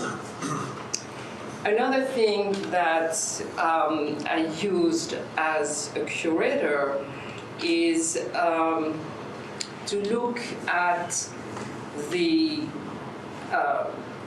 newspapers, the journals, the publishing companies, and the bookstore that those young people opened and created. It was really to raise, to reach the community where it was, and to raise its political and social and cultural consciousness. So there is really, the exhibition has a lot of those.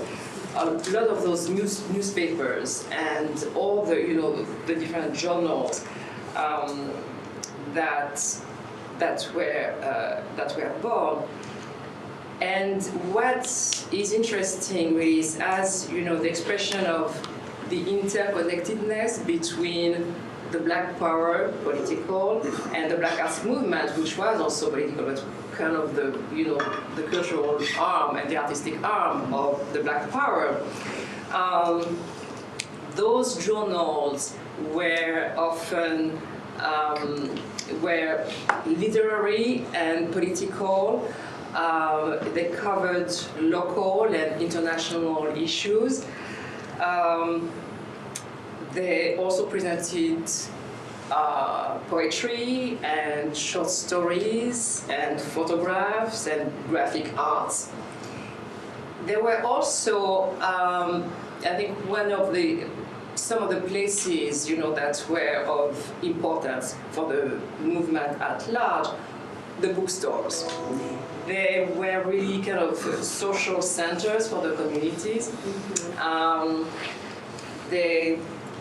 People there could take classes, meet authors, meet activists and militants, including visiting activists from around the world, and they were really sites of education, of creativity, of resistance.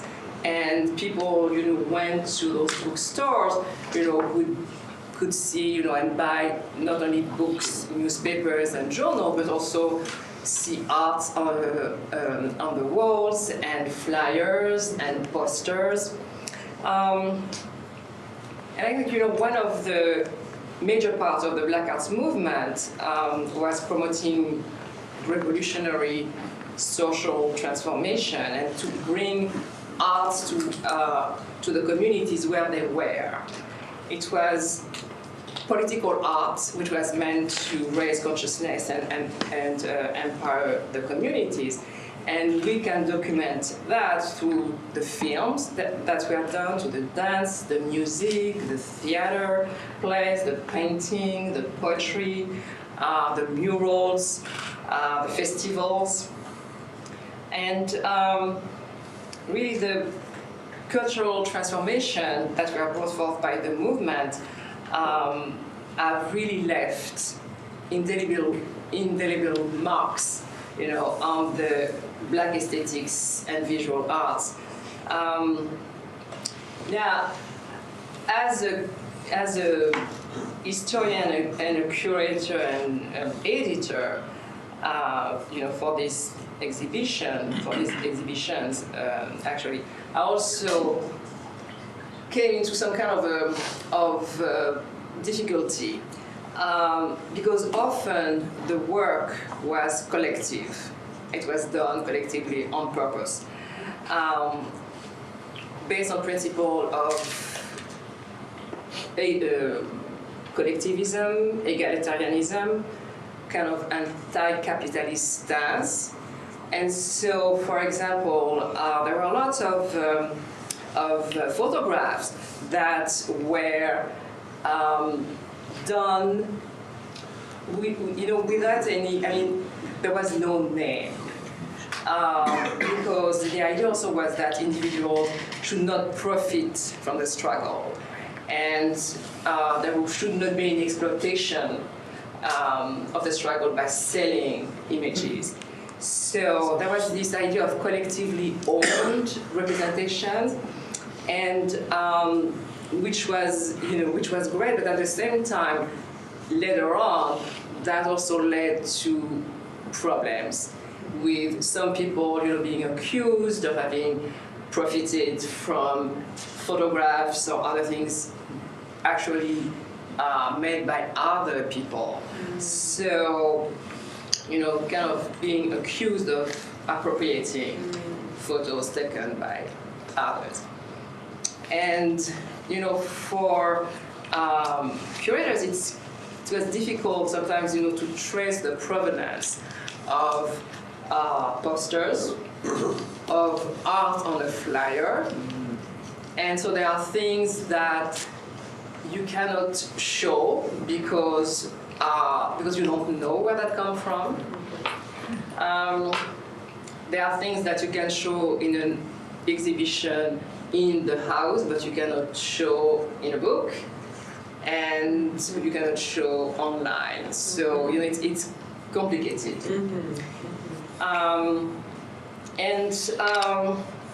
What I saw also is that beyond the documentation of the activities and of the change that they brought, we see, 50 years later, people were very conscious creators of their own images and of the images of Black people in general, which was kind of a complete opposite to the way that Black people have been portrayed before.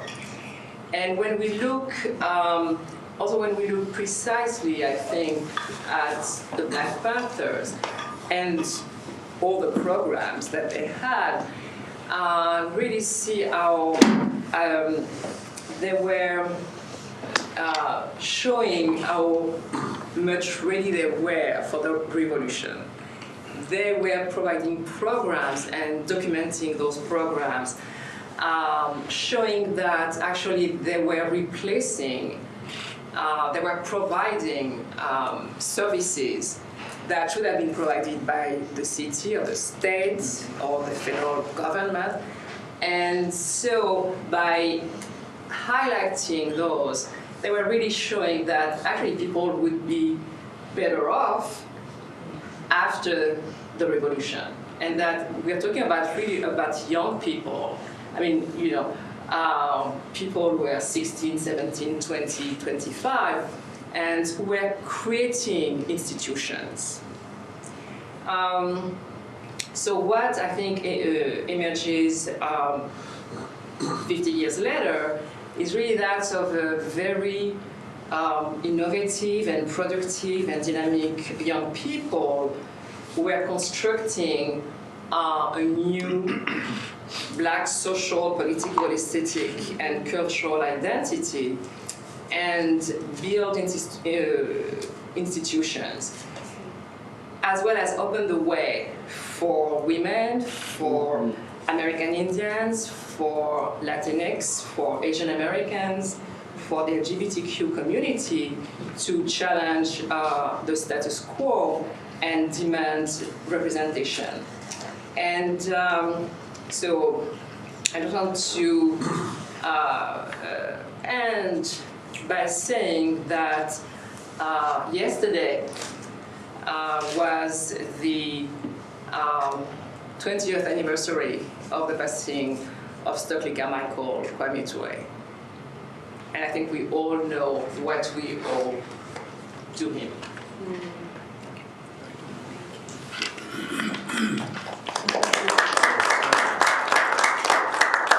I just wanted to add something to what you said. I think it's really important, the idea back then, not just the Panthers, but I think that we provided a very clear vision of what America should be. And as I'm reading now many critiques of the Democratic Party and where things should go, one of the things people keep saying is, yes, they're against this, they're against that, they want to change this, but they're not providing a clear vision of what the country would look like if you know, we go left.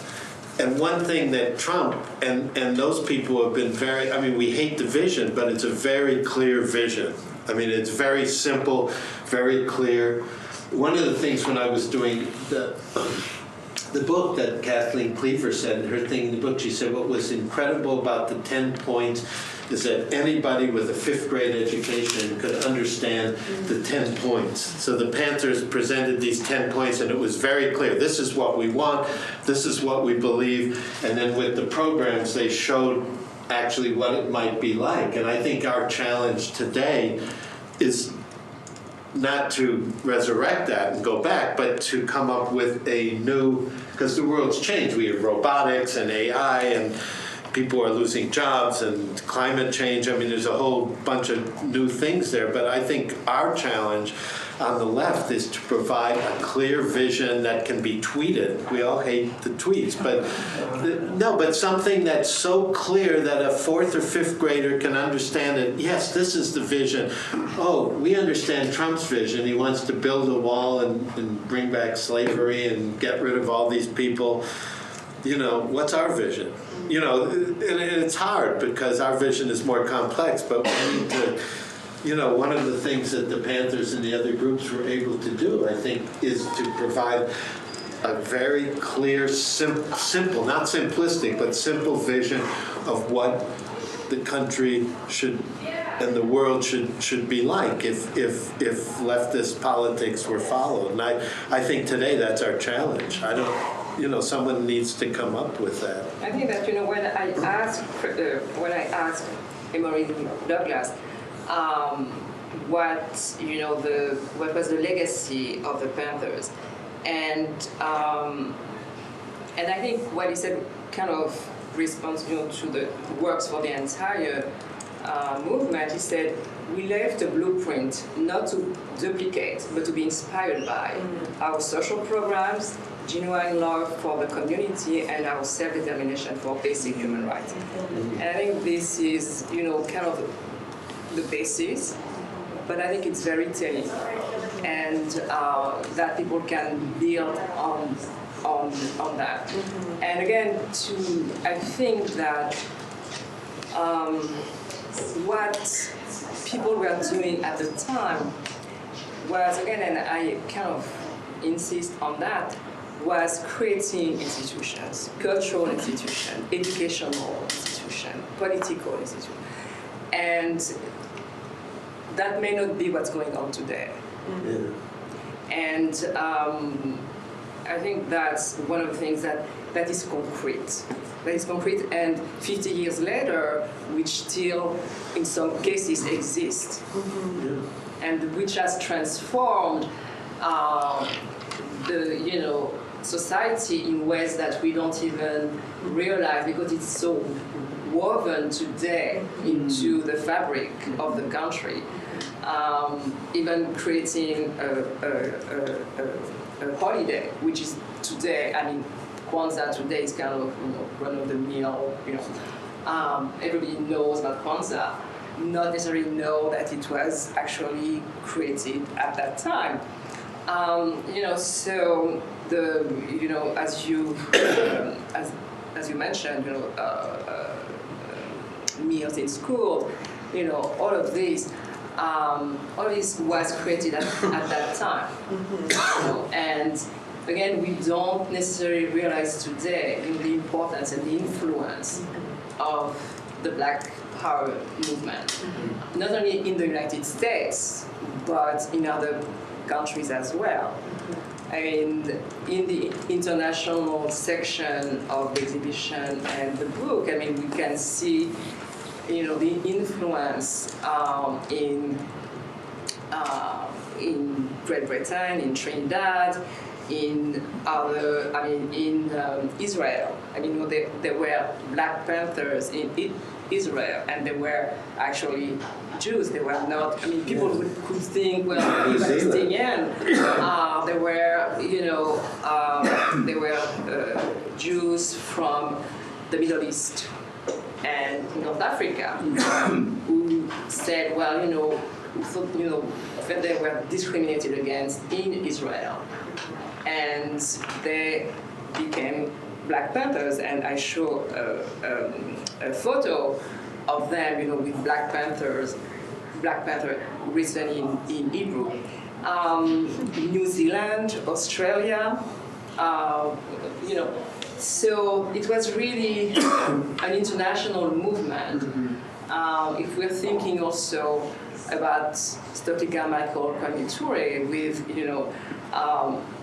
with the all Africans Revolutionary People Party of Revolutionary People, which still exists actually, in a kind of smaller form, but all of this again, those were really important and influential movement that really changed a lot of our lives. When we're thinking also of natural hair, which was also, from that time and then disappeared and then is coming back. If you look today on TV, you won't see, a commercial with a Black woman with straight hair.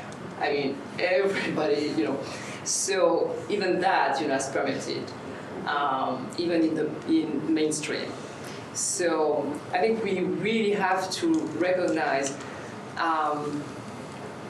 how incredibly influential this movement has been, and for the longest time. in terms of, going back to curating, I have questions about what is going on today. Because when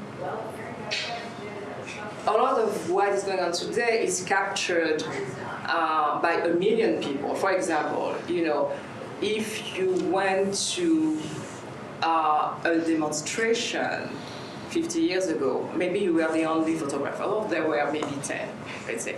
Today, every march is documented by everybody who is there on their cell phone. Yeah. But then what? Then what happens with that? We are able to put up exhibitions with paper, because with the photographs that were taken at the time, with the journals, with the newspapers, with all the documentation, which is on paper. I wonder 50 years from now, or 100 years from now, what curators are going to be able to show about the today's movement, when everything is electronic, and you can document something on Twitter, on Facebook, or wherever. How are people going to capture that in 100 years? You see, even today, this is one of the problems that libraries have. And how do they haven't been able to really know how to capture what's going on today. And so, so that's one of the things that, as I was working on all of this, some of the questions that I had, because I know that in 50 years, people will be able to do the exact same thing, or better, of course, that's what I did or what you did, right? But because everything will still be there, in 100 years, what will happen with what's going on today? Yeah, just to play off of something you said, we're going to probably not get to this on our SNCC panel later, but so we come out of SNCC, and when you mention Black institutions, when we leave SNCC, we do a variety of things. One of the things we do is to form what becomes the largest Black bookstore in the country, and that's in Washington, D.C., because a lot of SNCC folk go into Washington because it has a Black middle class, it has Howard, a lot of the folks that come out of Howard, and you had, and it was Chocolate City, you had all of that going for you. So you get Cortland Cox, who will be on the panel, Charlie Cobb, who, comes out of SNCC as well, and we found Drum and Spear Bookstore. But it's important to, and then we formed Drum and Spear Press, and we have a large children's department. And it's all of the institution building that you're talking about. Across the street is the Center for Black Education. So Jerry Augusto, who will be on our panel as well, Jerry comes in, she's coming off Howard's campus, and then she's at the center. And in the center, you have Kojo Nambe, who is now a major radio presence on public radio in DC. He gets trained at the Center for Black Education. It is all about Black institution building. You have Ujimaz, you have all of the schools, the shulés, some of which continue, as you say, to exist.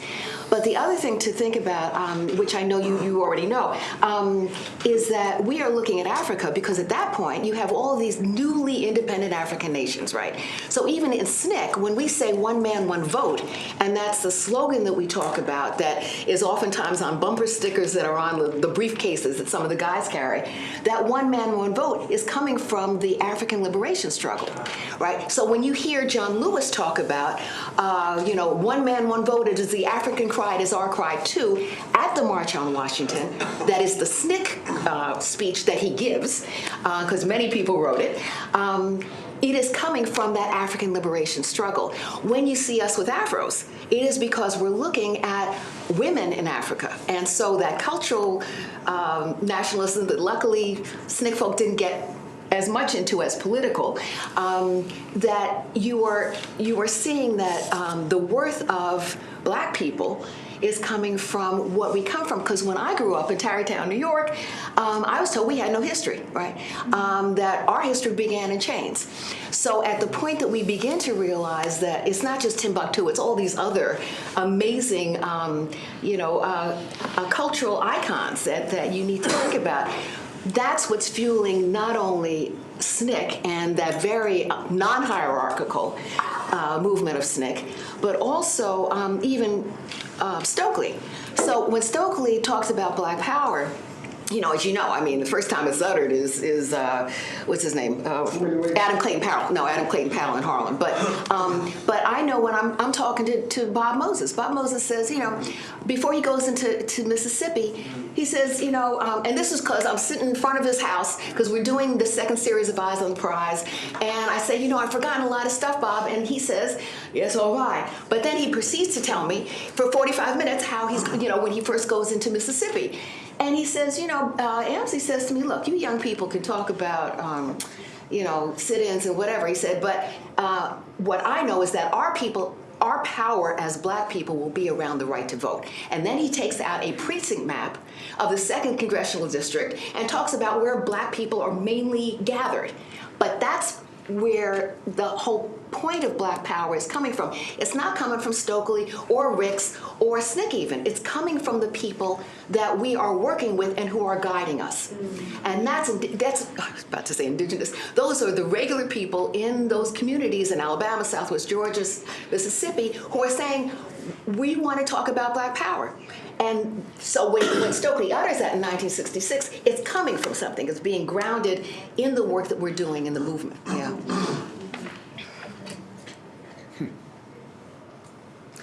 Sylviane, I know that your book and your exhibition are coming out in 2016. So I was wondering, did the presidential race or politics at that time shape the story, or did it influence how you think visitors engaged with it? What I did also was, because I don't like to be too didactic, but one of the things that that I did in the exhibition, in the on-site exhibition, also to put some of the FBI quotes, and it's it's on top of the wall, so that it's kind of hovering over people, and what we see there is actually where I put that. People can easily make the link between what happened at that time and what is happening today. And I mean, even beyond the elections. But for example, the exhibition also has the first issue of the Black Panther newspaper, which is very different from the others when Emory, worked on it. So it's the first issue. And it's very rare. And what is there on the cover of the first issue is a young 19-year-old man who's been killed by the police. And so you can, from there you see exactly, the same thing today.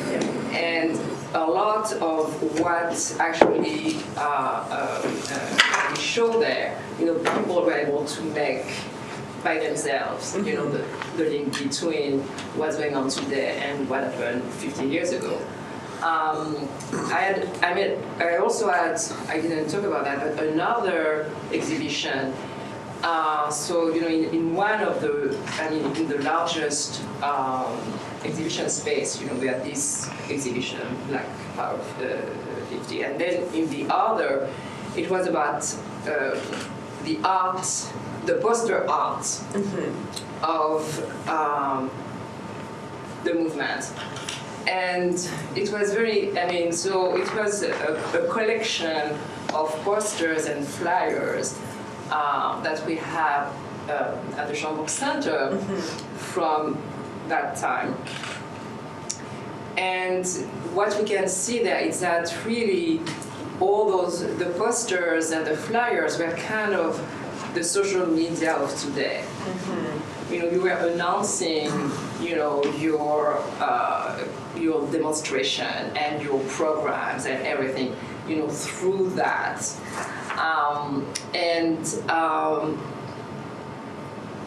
All, there was the social media of the time, but again, I'm coming back to that, the social media that actually remain and that can be shown.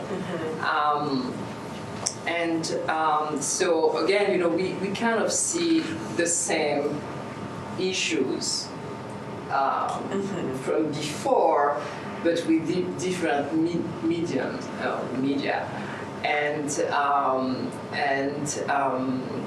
I think that what people probably took from those two exhibitions as compared to what's going on today is really, maybe not as compared to, but the thing is that really there was a tremendous work done by the young people at the time to